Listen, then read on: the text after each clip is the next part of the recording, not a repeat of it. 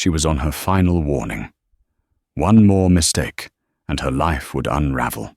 For Adeline Keller, being a waitress wasn't a career. It was a lifeline, the only thing keeping her sick younger brother alive. But on a rain-slicked Tuesday morning, the universe presented an impossible choice. Run past the injured man bleeding on the pavement to clock in on time, or stop to save a life and lose her own. She made her choice. And when her manager fired her, humiliating her in front of the entire restaurant, Adeline thought she'd hit rock bottom. She had no idea the man she'd saved was the one who signed her paycheck. The 5:30 a.m. alarm was less a sound and more a physical assault. Adeline Keller's hand shot out, slapping the ancient digital clock on her nightstand. The silence that followed was heavy, broken only by the thin, wheezing cough from the next room. Leo. Everything was for Leo. Adeline slid out of bed, her feet hitting the cold laminate floor of her studio apartment. The building, a pre-war walk-up in a neighborhood that was stubbornly resisting gentrification, had paper-thin walls. She could hear her neighbor's television, the rumble of the pre-dawn garbage truck, and always the background noise of her own anxiety. She padded to the small kitchenette, pulling the last coffee filter from a crumpled box.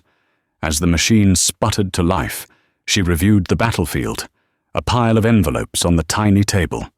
One, bright red, was from the hospital's billing department for Leo's last round of treatments. Another, a pale blue, was the rent. Both were stamped past due. Adeline worked at the Viridian, a restaurant so high-end it felt like a different universe. It was a world of crisp white linens, $300 bottles of wine, and patrons who didn't look at the prices. For Adeline, it was a minefield. She earned good tips that went directly to the pharmacy or the landlord, but she was dangling by a thread. The thread had a name, Martin Holloway. Holloway was the restaurant manager, a man whose ambition had long since curdled his personality. He was a stickler for rules, but only when they applied to people he didn't like. And he really didn't like Adeline. Perhaps it was because she'd politely, but firmly, declined his clumsy invitation for drinks 2 months ago. Or perhaps it was because, despite her worn-out shoes, she carried herself with a dignity he couldn't bully. Last week, she'd been late. Leo had spiked a fever at 3 a.m. She'd spent hours sponging his forehead, her phone pressed to her ear, on hold with the on-call nurse. By the time his fever broke, she was exhausted, and the sun was rising. She had clocked in 14 minutes late. Holloway had pulled her into his glass-walled office, his voice a low, satisfied hiss. "This is the 3rd time, Keller. You know our policy." "Martin, my brother was sick. I don't care about your excuses," he'd snapped, straightening his silk tie. "I care about reliability. Our clientele expects perfection. That starts with the staff. This is your final written warning. One more infraction, 1 minute late, one wrong order, one scuff on your shoe, and you are gone. Are we clear?" "Crystal," Adeline had whispered, her stomach clenching. Now sipping her bitter coffee, that word echoed, "Gone." She checked on Leo. He was asleep, his breathing still shallow but even. The new medication seemed to be helping, but it was astronomically expensive. Losing her job wasn't just an inconvenience, it was a death sentence. She pulled on her black uniform, meticulously checking for lint. She triple-checked her alarm for the next day. She grabbed her keys, her empty wallet, and a stale granola bar. She gave herself an extra 40 minutes for the commute. She would not be late. She would be perfect. She opened her apartment door and stepped into the hallway, just as her neighbor, Mrs. Petrov, was locking hers. The elderly woman gave Adeline a kind, weary smile. "Off to the salt mines, dearie?" Something like that, Adeline replied, forcing a smile. You look tired, child. Don't let that job eat you alive. No amount of money is worth your soul. Adeline nodded, but her mind was already on the subway schedule. Have a good day, Mrs. Petrov. As she walked down the crumbling steps to the street, the old woman's words settled on her. Worth your soul. Adeline wondered how much hers was worth. At the moment, it felt like it was priced at exactly one shift at the Viridian and the cost of Leo's next prescription. The sky was a bruised, yellowish grey, and a cold drizzle began to fall. Adeline pulled her thin jacket tighter and began to run toward the subway station. The journey was a symphony of small disasters. The one train was delayed due to police activity at a station uptown. Adeline found herself packed into a car so tightly she could barely breathe, her anxiety rising with the temperature. She was a planner, a person who found safety in schedules, and her schedule was disintegrating. She emerged from the subway station with only 20 minutes to spare. The Viridian was still a 10-block walk. She broke into a jog, her breath pluming in the cold air. The drizzle had turned into a steady, miserable rain. Cars honked, their brake lights casting red smears on the wet pavement. She was calculating. 10 blocks, 2 minutes per block, maybe less if I run.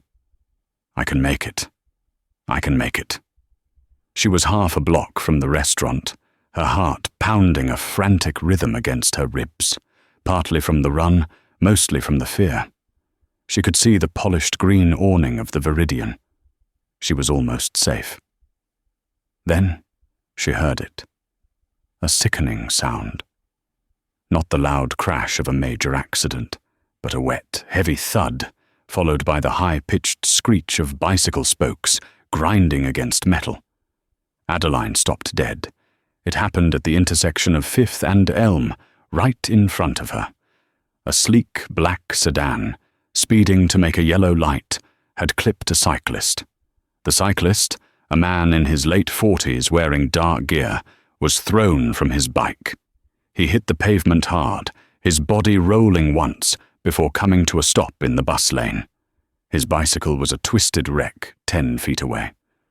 The black sedan paused for a fraction of a second, just long enough for Adeline to register its impunity, and then sped off, turning the corner and disappearing. A few people on the sidewalk gasped. A man yelled, "Hey!" But most people just kept walking, heads down, umbrellas up, insulating themselves from the urban chaos. The cyclist wasn't moving. Adeline's feet felt glued to the concrete. The Viridian, the green awning, Martin Holloway. Final warning. Leo. The man on the ground groaned. It was a low, pained sound that cut through the traffic noise. Adeline looked at the man, then at the restaurant. The digital clock on the bank across the street flashed. 8:52 a.m. Her shift started at 9 a.m. She had 8 minutes. 8 minutes to walk 50 yards, clock in, and save her life. Someone else will help, she told herself. A dozen people saw it. Someone will call 911. She took a step toward the restaurant. The man on the ground tried to push himself up. My leg, he grunted, before collapsing back onto the wet asphalt. Blood was beginning to pool beneath his left knee, dark and alarming against the grey. Adeline's training, the mandatory first aid course the Viridian had made her take, kicked in. Check for breathing. Apply pressure. Immobilize. Her gaze snapped back to the restaurant. She could see Martin Holloway through the window, standing near the hostess stand, adjusting his cuffs. He looked like a predator waiting for his prey. He'll fire me. He'll do it with a smile. The man groaned again. Adeline closed her eyes for 1 second. She saw Leo's face, pale and trusting. She saw the red-stamped "past due" on the hospital bill. Then she saw the man in the street. "Damn it," she whispered.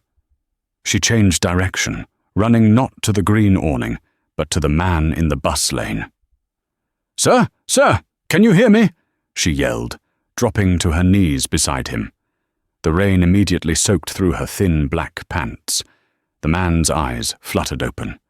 They were a sharp, intelligent grey, now clouded with pain and confusion. He was clean-shaven, with short, salt and pepper hair. "What? Car? It just—" "Don't move," Adeline commanded, her voice surprisingly steady. "An ambulance is coming. I need to check your injuries." "My phone—" "Wallet," he mumbled, his hand patting his pockets. "Don't worry about that right now. Just breathe." A small, useless crowd had formed a semicircle. "Did anyone call 911? Adeline shouted at them. A woman holding a Starbucks cup shrugged. "I think so." "Give me your phone," Adeline snapped at a teenager filming the scene. He looked startled and handed it over. Adeline dialed 911, her fingers flying. "Yes, I'm at 5th and Elm. A cyclist, male, late 40s, struck by a black sedan, hit and run. He's conscious but disoriented. Possible broken leg and head injury." She gave the dispatcher the details and threw the phone back to the boy. "Keep filming that," she said, gesturing to the man. "We need evidence." She turned back to the victim. His pant leg was torn, and the blood was flowing freely from a nasty gash. It wasn't arterial, but it was bad. "I need to apply pressure," she said. "This is going to hurt." Okay, he gritted out. Adeline ripped off her own uniform jacket, the one she'd spent 20 minutes lint rolling. She bunched it up and pressed it hard against the wound. The man roared in pain, his back arching off the pavement. I know. I'm sorry," Adeline said, holding the pressure. "You have to stay still. It's cold." He shivered, his teeth chattering. He was going into shock.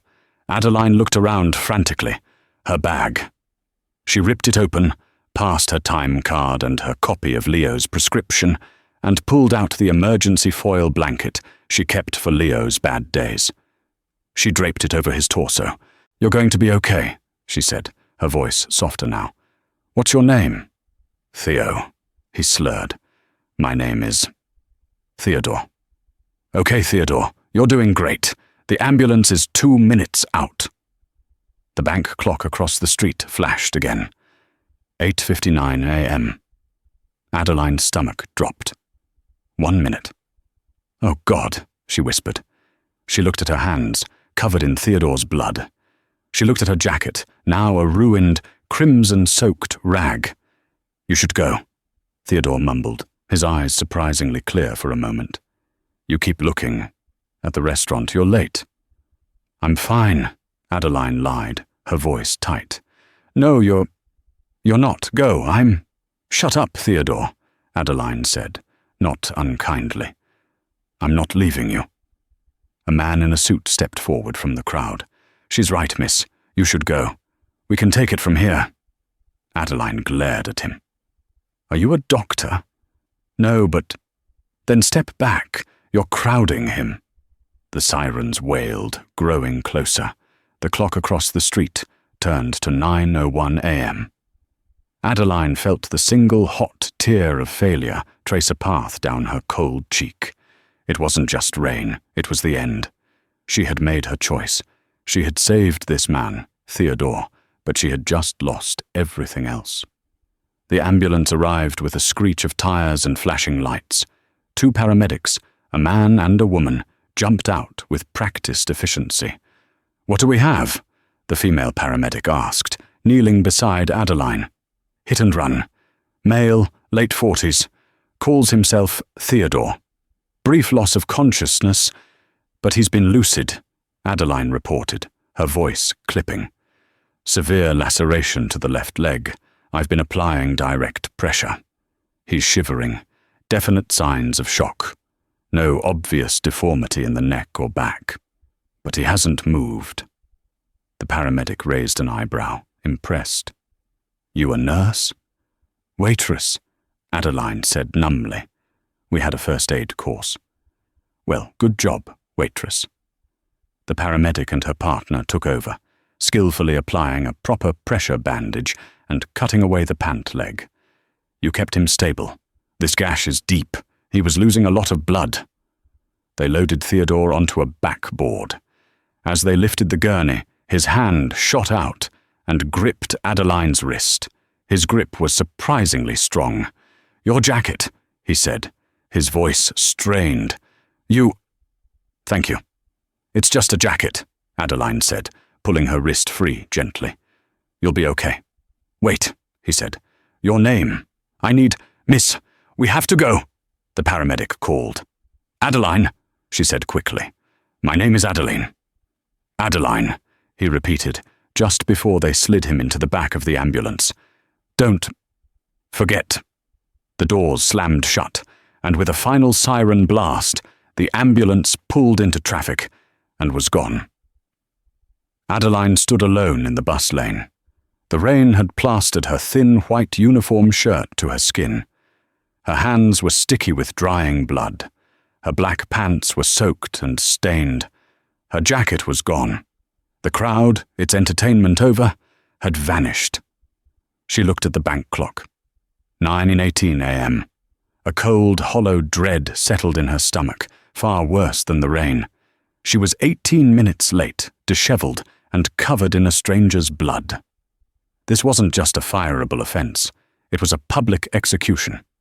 For a moment, she considered just not going in, just turning around, going home, and crawling into bed.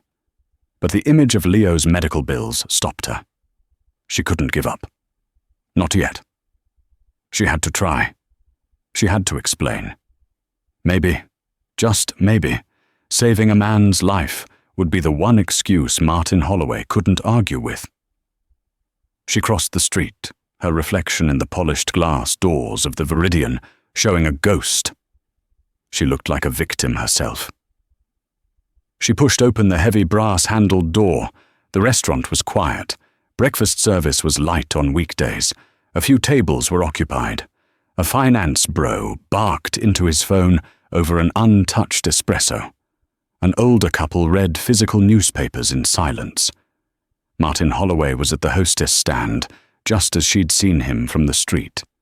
He was running a finger over the reservations book. He looked up as the door opened, a polite, plastic smile fixed on his face. The smile evaporated when he saw her. His eyes widened, not in concern, but in a kind of horrified, delighted disgust. He scanned her from head to toe, the matted hair, the blood-streaked hands, the ruined uniform. "Keller," he said, his voice dangerously soft. "Martin, I am so sorry," Adeline burst out, walking quickly toward him, keeping her hands held up, as if to prove she wouldn't touch anything. "I know how this looks, but there was an accident. A man, a cyclist. He was hit by a car right outside, a hit and run. I had to help him. He was bleeding, Martin. He was bleeding a lot. I called 911. I had to give him first aid. I used my jacket as a tourniquet." She trailed off, realizing she was babbling. Holloway hadn't moved. He just stared at her. His lip curled. "An accident," he repeated. "Yes, right on the corner of 5th and Elm. The ambulance just took him away. You can call the hospital. St. Jude's, I think. Ask them. A man named Theodore." Holloway let the silence stretch. He looked past her, at the two occupied tables. The finance bro was now staring at them. The older couple had lowered their papers. "So, let me get this straight," Holloway said, his voice rising just enough to carry.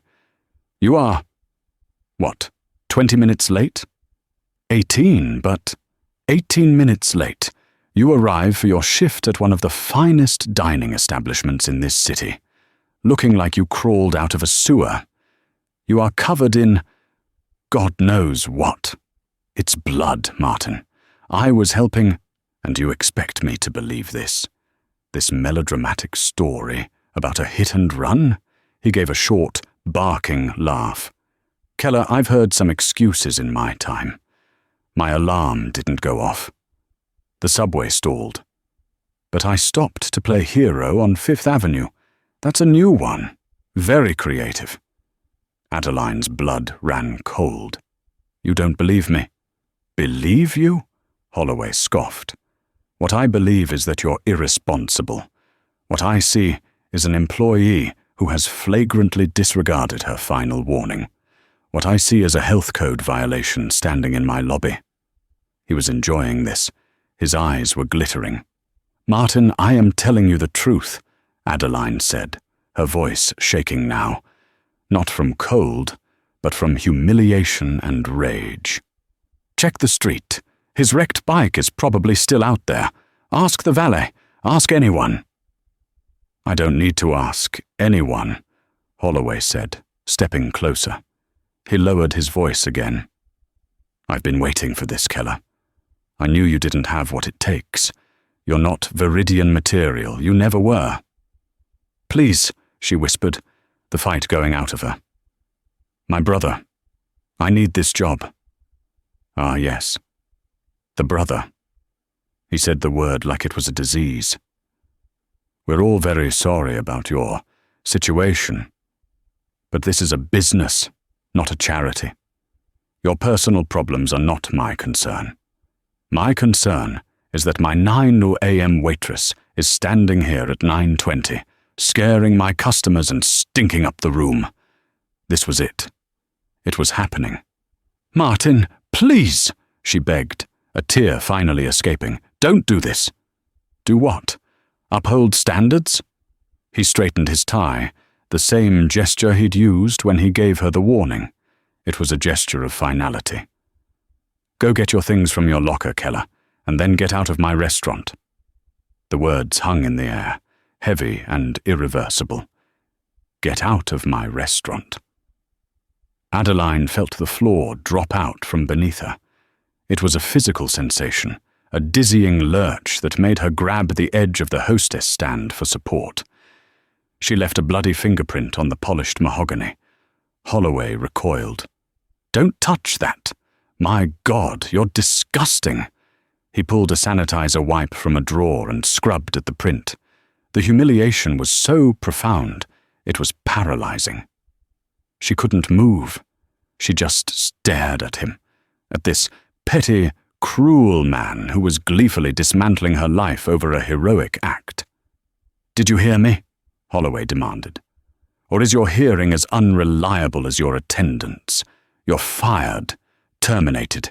S-E-N-D-E-D, he said, deliberately misspelling the word. Go. Martin, you can't, Adeline whispered, her mind racing. The rent, Leo's medicine, food. I saved a man's life. How can you fire me for that? I'm firing you for being late, he hissed. I'm firing you for violating the dress code. I'm firing you for being on your final written warning and still finding a way to screw up. What you did or didn't do before you got here is irrelevant. Grace Chen, another waitress, and the closest thing Adeline had to a friend at the Viridian, emerged from the kitchen carrying a tray of coffees. She stopped short, taking in the scene. Adeline, blood-stained and weeping. Holloway, radiating smug authority. Martin, what's going on? Grace asked, setting the tray down. Stay out of this, Chen, Holloway snapped. Ms. Keller was just leaving, permanently. Grace's eyes widened. She looked at Adeline. Adeline, what? Your hands! Are you hurt? A cyclist, Adeline choked out. He was hit by a car. I was late. Grace turned on Holloway. She was helping someone who was hit by a car and you're firing her? Mind your station, Chen, unless you'd like to join her, Holloway threatened. Grace, who had her own family to support, pressed her lips into a thin, angry line and fell silent. But her eyes, fixed on Adeline, were filled with sympathy. Your locker, Holloway repeated, pointing a finger toward the staff hallway. Now, I want you out of this building in 5 minutes. I'll have security escort you if I have to." The casual cruelty of it finally broke through Adeline's shock and ignited a spark of anger. "You're a monster," she said, her voice low and shaking. Holloway actually smiled. "Sticks and stones, Keller. But you know what will hurt? Missing your rent payment. Now get out." He turned his back on her, a clear dismissal, and picked up the reservations book as if she had already ceased to exist. Numbly, Adeline turned. She walked the corridor of shame as the staff called the hall to the locker rooms. Every step felt like walking through wet cement. She could feel the eyes of the finance bro and the older couple on her back. She could feel Holloway's triumphant smirk without even seeing it. In the locker room, she sagged against the metal door. The sobs she'd been holding back ripped out of her. They were ragged, ugly sounds of pure despair. She had failed. She had tried to do the right thing, the human thing, and it had cost her everything. Leo. It all came back to Leo. How could she tell him? She pulled open her locker. Inside was her small purse, a photo of her and Leo at Coney Island years ago, and a spare, clean apron. She touched the photo, tracing her brother's smiling face. Then, her anger returned, cold and sharp. She wouldn't give Holloway the satisfaction of seeing her crawl away. She wiped her face, leaving bloody streaks. She didn't care. She grabbed her purse and slammed the locker shut. She walked back out, head held high. Holloway was at the front, schmoozing with the finance bro, no doubt apologizing for the unpleasantness. Grace intercepted her by the door. "Adeline, I am so sorry," she whispered, slipping a folded $50 bill into Adeline's hand. "It's all I have on me." "Grace, no, I can't." Adeline tried to protest, but Grace closed her fist around the money. "You can and you will. You're the best person here. He's garbage." "Thank you," Adeline whispered, the kindness making her want to cry again. She didn't look at Holloway. She pushed open the heavy brass door and stepped back out into the rain. The street looked the same, but it was a different world. An hour ago, she had a future, however precarious. Now, she had nothing. The wrecked bicycle was gone. The blood on the pavement was already being diluted by the rain, washing away like it never happened. Like she never happened. She walked to the subway, a ghost in a bloody uniform. She had $50 from Grace, $14 in her bank account, and a past due notice that suddenly seemed insurmountable. She had done the right thing, and the universe had punished her for it. Mrs. Petrov's words came back to her. "No amount of money is worth your soul." Maybe not, Adeline thought, as she swiped her Metro card. But it's worth a hell of a lot more than my dignity. Across town, in the sterile, quiet environment of the St. Jude's Hospital emergency room, Theodore Shaw was seething. A nurse was finishing the last of 7 stitches above his knee. "You were lucky," she said, her voice cheerful. The pressure bandage that woman applied, and the fact she used her own jacket, likely prevented serious nerve damage from the blood loss. You'd be heading into surgery right now otherwise. You got a guardian angel, mister. "Yes," Theodore said, his voice a low rumble. "I believe I did." He wasn't a man who believed in angels. He believed in data, in strategy, and in leverage. As the CEO and sole owner of Shaw Global Holdings, a multi-billion-dollar private equity firm, he didn't just navigate the world, he shaped it. He was a predator, but a civilized one, and he despised chaos. Today had been nothing but chaos. He had decided to personally and anonymously inspect his newest acquisition, the Lavout Restaurant Group, which owned the Viridian. He'd bought the chain 3 weeks ago, and reports of declining service and inconsistent management had crossed his desk. He hadn't built his empire by trusting reports. He believed in seeing for himself. So, he'd dressed in $500 cycling gear that looked like any other enthusiast's, left his security detail at home, and decided to bike to the restaurant's neighborhood to observe the morning rush. Then, the black sedan. The impact, the searing pain. But what he remembered most clearly was the panic.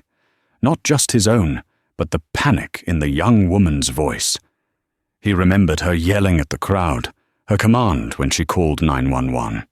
He remembered the impossible choice he'd seen in her eyes as she stared at the restaurant across the street. He'd seen her check the time, seen the desperation. He'd even told her to go, and she had stayed. She had knelt in the filthy street in her clean uniform and pressed her own jacket into his bleeding leg, absorbing his pain and his blood. She hadn't flinched.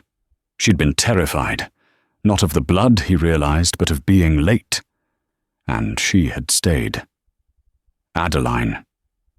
Just then, the curtain to his bay was ripped back. A man in an impeccably tailored suit, holding a tablet and a steaming cup of coffee, strode in. This was Mr. Davies, Theodore's chief of staff, a man who could find a needle in a global haystack. "Sir," Davies said, his face impassive, though his eyes scanned his boss for damage. "The police have been notified. We have 3 different traffic cams that caught the sedan's plates. They will be found." "Good," Theodore grunted, sitting up. "My leg?" "A deep laceration, 7 stitches. Mild concussion. They want to keep you for observation, which I've already declined.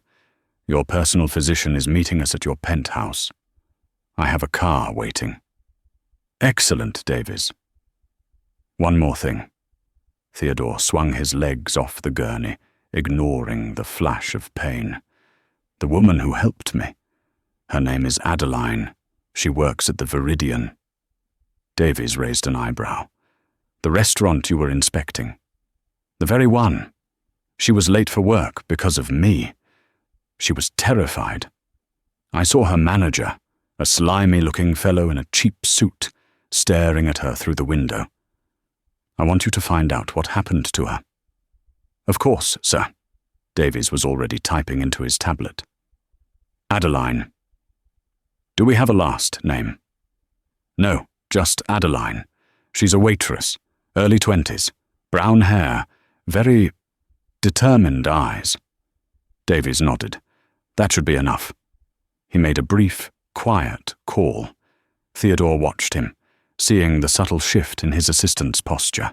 Davies's face, normally a mask of professional neutrality, tightened. "What is it?" Theodore asked. Davies hung up the phone. "I just spoke to the regional director of Lavout. He, in turn, spoke to the general manager of the Viridian, a Mr. Martin Holloway. And Mr. Holloway reports that a waitress named Adeline Keller arrived 20 minutes late for her shift, in a disgusting state, covered in blood. He says she was hysterical and a threat to a clean dining environment." Theodore's hands clenched into fists. "Go on." "Mr. Holloway terminated her employment, effective immediately, for cause." The silence in the ER bay was absolute. The nurse, who had been quietly cleaning up, froze. "He fired her," Theodore said, his voice flat and cold. "Yes, sir, for cause, meaning no severance. He fired the woman who saved my leg, who likely saved me from bleeding out on his doorstep, for being late." "That appears to be the sequence of events, sir," Davies said. Theodore Shaw stood up. The pain in his leg was a white-hot spike, but it was nothing compared to the icy rage building in his chest. He hated incompetence. He despised waste. But more than anything in the world, he loathed petty cruelty. He loathed bullies who used their sliver of power to crush people who had none. "Davies," he said. "Sir, cancel my physician. We're not going to the penthouse. Sir, Your concussion. My head is perfectly clear. He pointed to the spare suit Davies had wisely brought. Get me that, and call the regional director back. Tell him I want him, and Mr. Martin Holloway, at the Viridian in 1 hour. Do not tell them why. And Davies, find Adeline Keller's home address. Now. And what should I tell Miss Keller, sir? Theodore paused, pulling on the fresh trousers, wincing as the fabric brushed his bandages. Tell her, he said, that Theodore Shaw would like a word about her jacket. Adeline's apartment was a cold, grey box of despair. She had called her brother's doctor, begging for a 30-day extension on the bill. The billing nurse had been polite, but firm. I'm sorry, Miss Keller. This account is already 60 days past due. We'll have to refer it to collections by Friday. Collections. That meant calls. That meant threats. That meant... What? They couldn't repossess Leo's health. Adeline was sitting on her futon, the $50 from Grace still clutched in her hand, trying to figure out how to stretch it into a month of groceries and a $2,000 medical bill. It was impossible.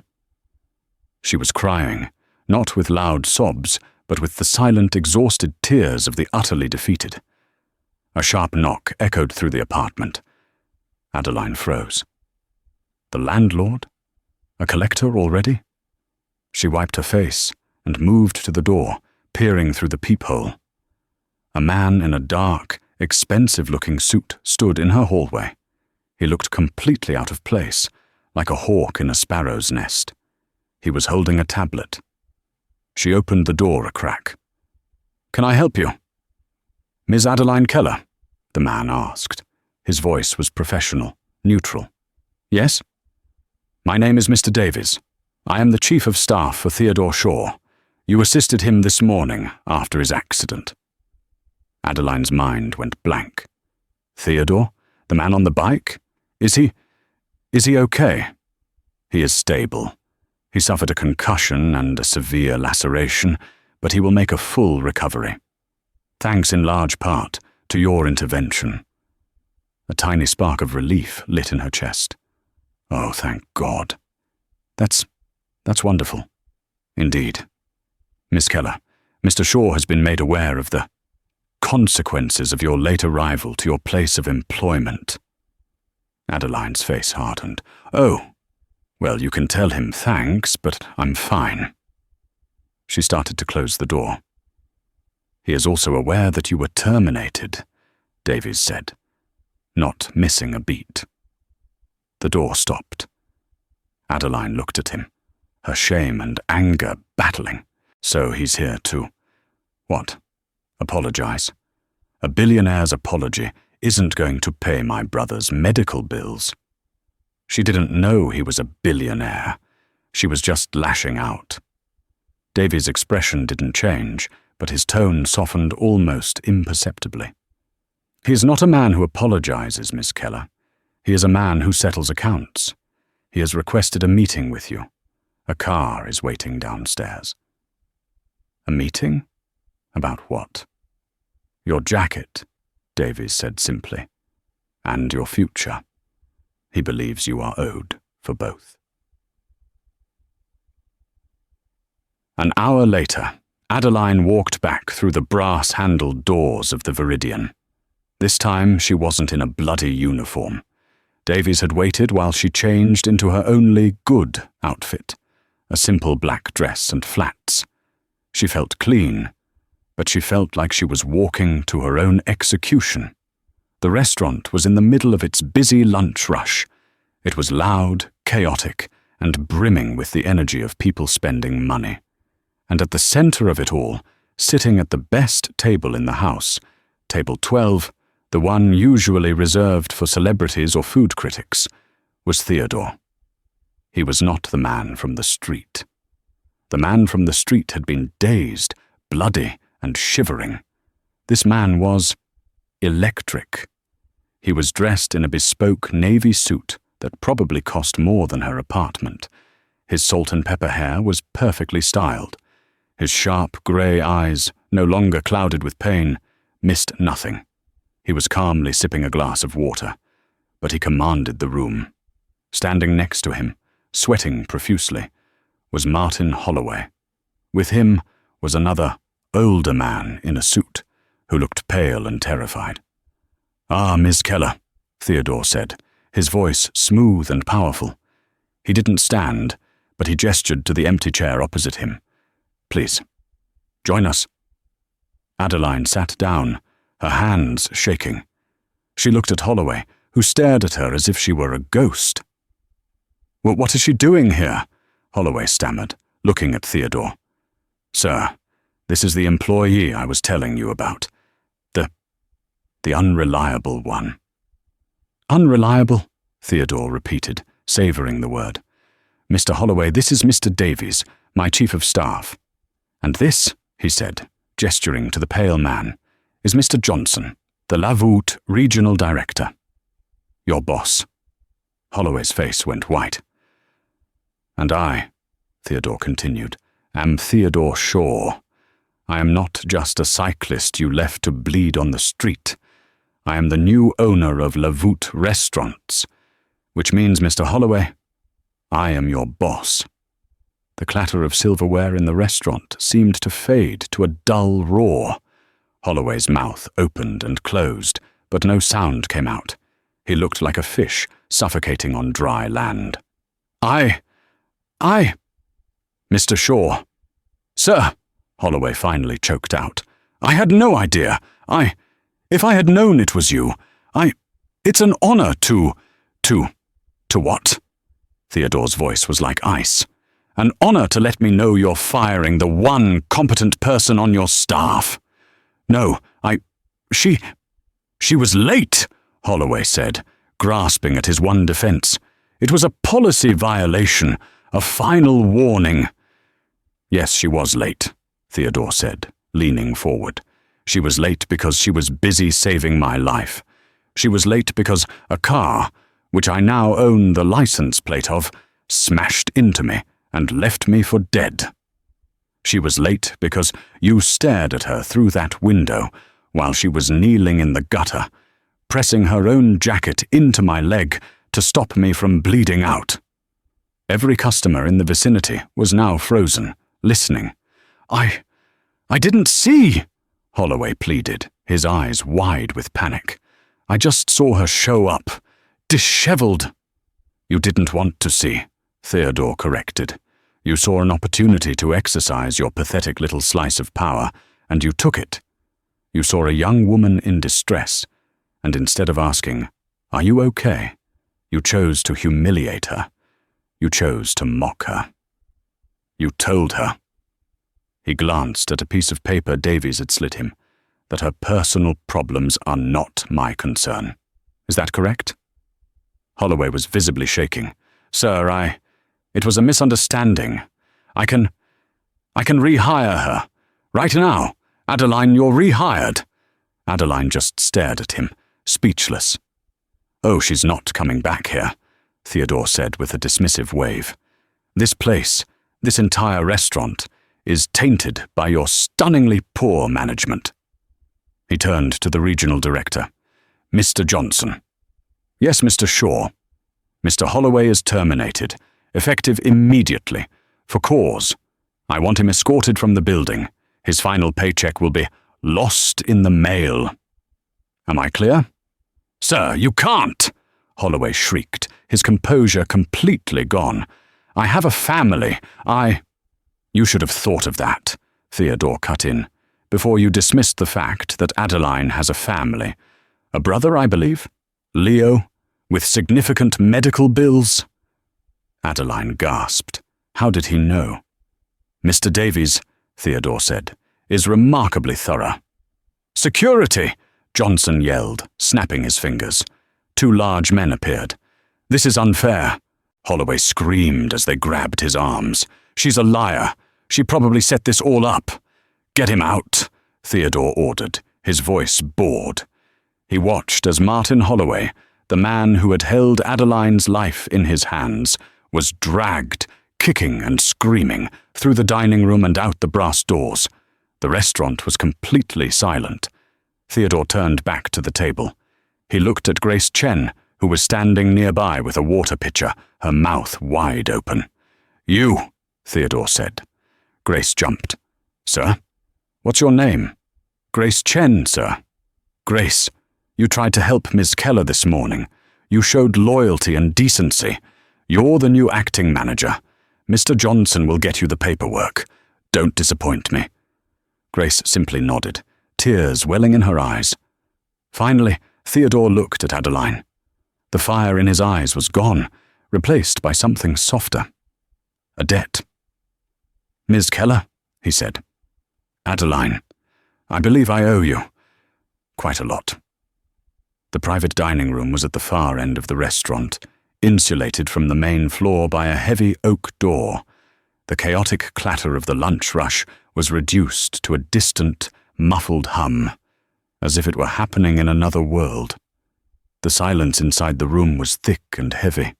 Adeline sat in a plush, high-backed chair, her hands clasped so tightly in her lap, her knuckles were white. She was still vibrating with adrenaline. The whiplash from Holloway's screaming exit to this tomb-like quiet was almost disorienting. At the head of the long, polished mahogany table sat Theodore Shaw. He was no longer the dazed, bloody man from the pavement. He was a force. He exuded an aura of absolute control, his sharp grey eyes watching her with an unnerving, analytical calm. Mr. Davies stood by the door, a silent sentinel, his tablet held loosely at his side. Theodore picked up a crystal water carafe and poured 2 glasses. The sound of the water hitting the glass was startlingly loud. He slid one across the table to Adeline. "Drink," he said. It wasn't a suggestion. Adeline fumbled for the glass. Her hands were shaking so badly she had to use both to lift it, and she still nearly spilled it. She took a sip of the cold water, the simple act a tether to reality.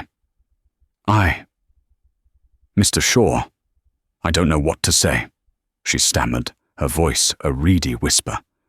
"Thank you. For that.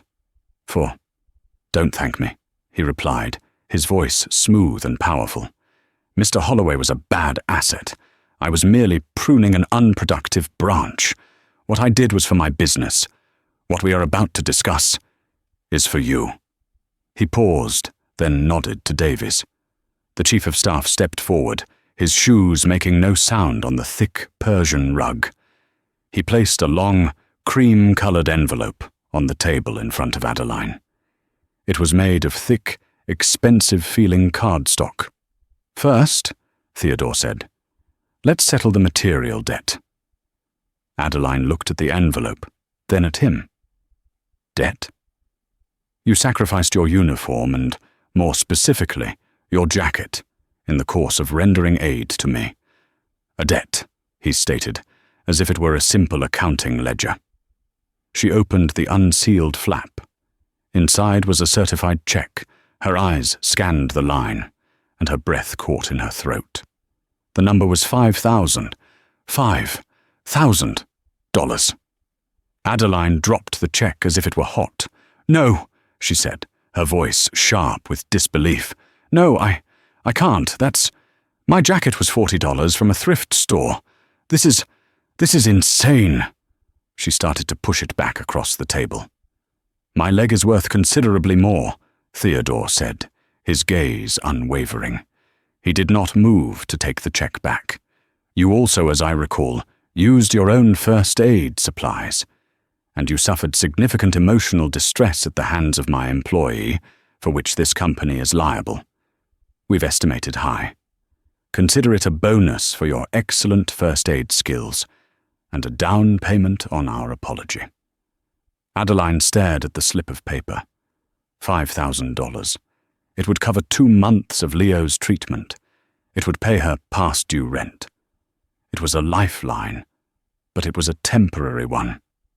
And it felt wrong, like a tip for a service she hadn't meant to provide. "Thank you," she said numbly, pulling her hands back. "This is more than generous. It's fair," he corrected. "But it's not the important part." He pushed a second, thicker and more formal-looking envelope toward her. This one was sealed. "This," he said, his voice softening almost imperceptibly, "is the important part." Her heart was pounding a new, frantic rhythm. This one felt different, heavier. With trembling fingers, she picked it up, turned it over. The return address was simply St. Jude's Hospital. Administration. A cold spike of fear shot through her. Had they sent a final demand notice to him?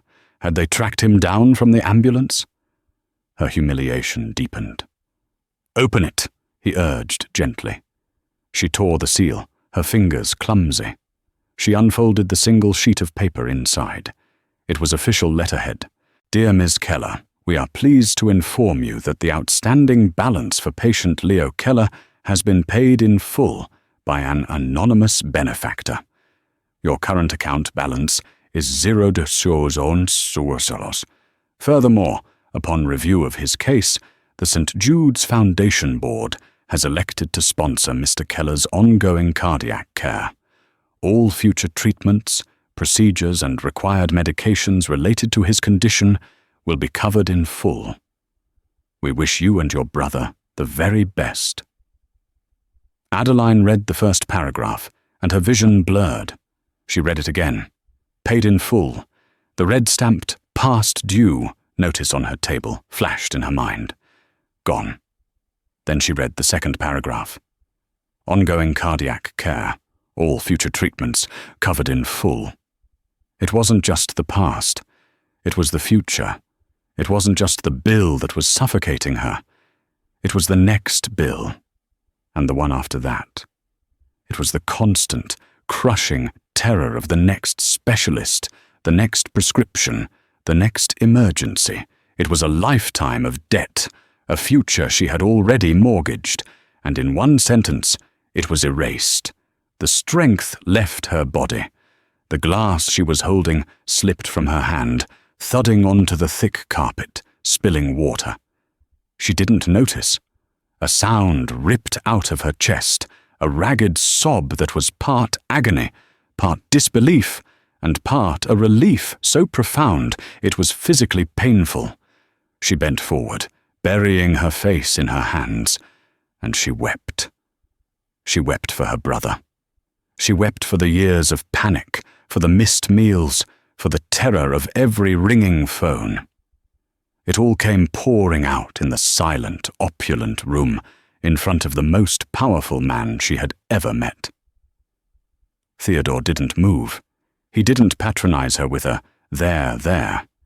He didn't awkwardly pat her shoulder.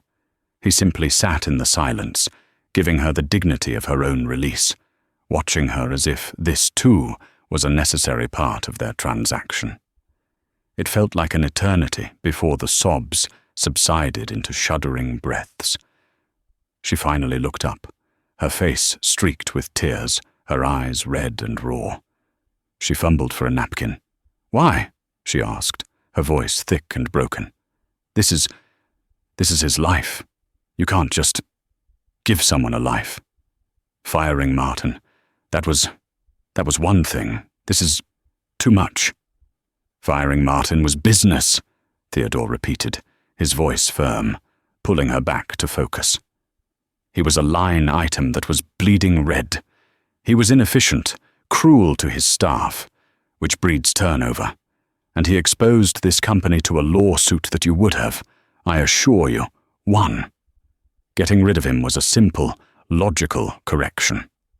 He leaned forward, steepling his fingers. The analytical look was back. "This," he tapped the letter, "is different. This is an investment." Adeline frowned, wiping her eyes. "An investment? When I was on that pavement, I wasn't Theodore Shaw, CEO. I was just a problem, a piece of meat in the road. And I watched you. I saw you look at the clock. I saw you look at Holloway in the window, that vicious little man who I could tell was your superior. I know that look, Adeline. It was the look of a person calculating the exact cost of their own survival. Your job, your home, your brother, all of it on one side of the equation, and a bleeding stranger on the other. His voice was low, intense, and it pinned her to her chair. "You did the math," he continued. "You knew what it would cost you. I saw the terror in your eyes, and you still chose the stranger. You knelt in the gutter, in your clean uniform, and you chose to do the right thing when it was guaranteed to cost you everything." He let that hang in the air for a beat. "People like you," he said, his voice dropping. "People with that kind of integrity, that kind of character under that kind of pressure, are the single rarest, most valuable resource on earth, Ms. Keller. I'm a billionaire because I know how to spot a rare resource, and I don't let them go." Adeline was speechless. He had taken her moment of greatest weakness, her perceived failure, and reframed it as a strength. "So," she said, her mind struggling to keep up, You're offering me my job back?" Theodore actually laughed. It was a real sharp sound that startled her. "God, no. I'm not putting you back in a 30-an-hour job taking orders from finance bros. I'm not wasting you. I have a real job for you." Mr. Davies stepped forward again, this time placing a sleek, dark blue folder on the table. Adeline opened it. It was a formal offer of employment. Position: Program Manager, Shaw Global Employee Relief Fund. She looked at the title, then at the proposed salary beneath it. The number was so large it seemed typographical. It was more than she made in 3 years. I don't understand," she whispered. "Relief fund?" "My company is vast, Adeline," Theodore said, standing up and walking to the window, looking out over the city. "We have 50,000 employees worldwide. People get sick. They have house fires. They have their own Leos happen every day. Right now, it's handled by a patchwork of HR departments. It's inefficient. I'm creating a new, multi-million-dollar fund, and I need someone to run it. Someone whose only job is to find the people falling through the cracks and catch them." He turned back to her. "I need someone with empathy, but with a spine. Someone who understands desperation. I need you." The offer was so sudden, so monumental, it was like being asked to fly. "Mr. Shaw, I can't," Adeline said, the words tumbling out in a rush of self-doubt. "I don't know anything about managing a fund. I'm a waitress. I carry plates. I barely finished 2 years of community college. I wouldn't even know how to start. I don't know spreadsheets or corporate logistics or—" "You're right," Theodore cut in, stopping her. "You don't. And I have an entire floor of people who do. Mr. Davies here can teach you how to run a spreadsheet in a week. I can pay for any degree or certification you need. I can give you a team of paralegals and accountants."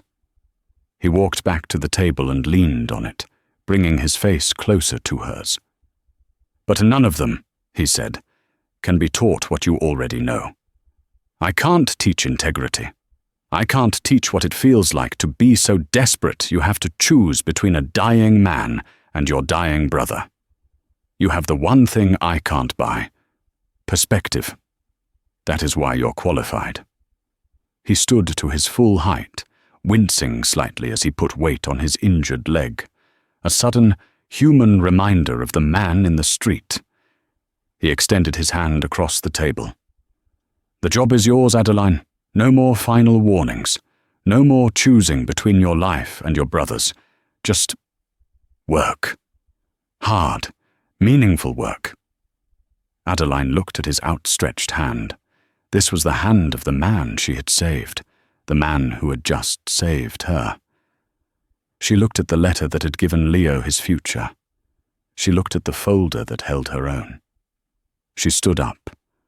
Her chair didn't scrape. The adrenaline was gone, replaced by a cold, clear terrifying certainty. She was no longer the trembling, bloody victim from this morning. She was no longer a waitress. She was the program manager for the Shaw Global Employee Relief Fund. She took his hand.